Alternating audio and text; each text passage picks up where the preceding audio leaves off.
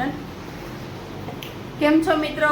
Good morning, જય શ્રી કૃષ્ણ બધાને. આજનો વ્લોગ આપણો ચાલુ થઈ ગયો છે. હું ને મમ્મી બાલાજી મંદિરેથી આવી ગયા. હવે અમે ચકુનું કામ કરશું.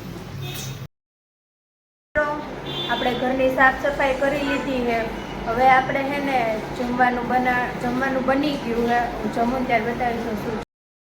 તો આપણે આજે દાળ ને ભાત ખાવાના હી રવિવારે, અને હારે હારે જોશું આપણે તારક મહેતા. અને હારે તારક મહેતા ચાલુ છે આપણું. તો મિત્રો, હું પાર્લરમાં ગઈ હતી. પાર્લરમાંથી આવતી રહી હું, અને મેં પફાઈ ખાઈ લીધો, અને પ્રાચી અને બા કંઈક ખાઈએ બતાવું તમને. આ બા બેઠા છે, પ્રાચી કેરી ખાઈ છે. એલા મન તો દે મિત્રો, જો કેરીની સિઝન આવી ગઈ, કાચી કેરી ખાઈ છે આ છોકરી. અને હારે હારે અમારા ઘરે હાલે છે તારક મહેતા. તો તમે હું તારક મહેતાના ફેન હો એ તો કોમેન્ટ કરીને જણાવો. તો અત્યારે છે ને હું ને પ્રાચી એક કામ કરી છે. હું પાર્લરમાંથી આવી ગઈ એટલે હવે અમે કરી છીએ અમારી સ્કિન કેર. ગાઈસ, જો તમને તમારી સેલ્ફને પેમ્પર કરવી હોય એઝ અ ગર્લ, તો તમે શું કરી શકો? તો તમે હે ને સ્કિન કેર કરી શકો, ફેશિયલ કરી શકો, અને બીજું ઘણું એવું બધું હોય કે જે તમે હે ને કરીને તમારી જાતને પેમ્પર કરી શકો. બરાબર ગાઈસ, તો તમે છે ને સ્કિન કેર કરો ત્યારે ધ્યાન રાખો કે તમે નેપકિન કે ટુવાલથી ફેસ ક્લીન કરવાને બદલે ટીશ્યુ પેપર યુઝ કરો, બિકોઝ કે ઇન્ફેક્શન ન થાય. તો આપણે પહેલાં શું લગાવશું?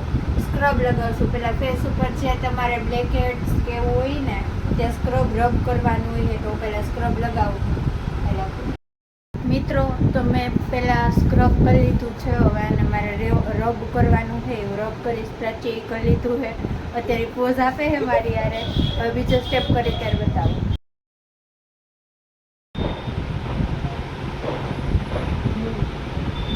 તો હવે પ્રાચી લગાવે છે ફેસ પેક. આ સેકન્ડ સ્ટેપ છે. Guys, hydration is more important than skin care. So drink water. હવે છે ને હું એલોવેરા જેલ લગાવું છું. આફ્ટર શું લગાવ્યું હતું આપણે હમણાં? ફેસ પેક લગાવ્યું હતું એના પછી. હું મોઇશ્ચરાઇઝર લગાવું છું ફેસ માટેનું.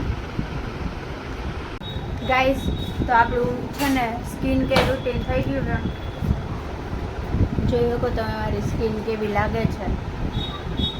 જો તમારે ફૂલ સ્ટેપ બાય સ્ટેપ જ જો કે મેં તમને બતાવ્યું છે કેમ કરવાનું, શું કરવાનું, તમે ફોલો કરો. અને કાલથી આપણી સિરીઝ ચાલુ થાય. આ સિરીઝનું ટ્રેલર હતું. રાતના 12 વાગી ગયા છે અને મને પ્રાચીન ભૂખ લાગી છે. તો અમે ભેળ બનાવી. તમે આવી ભેળ બનાવીને ખાવ હો કે નહીં કોમેન્ટમાં જણાવો.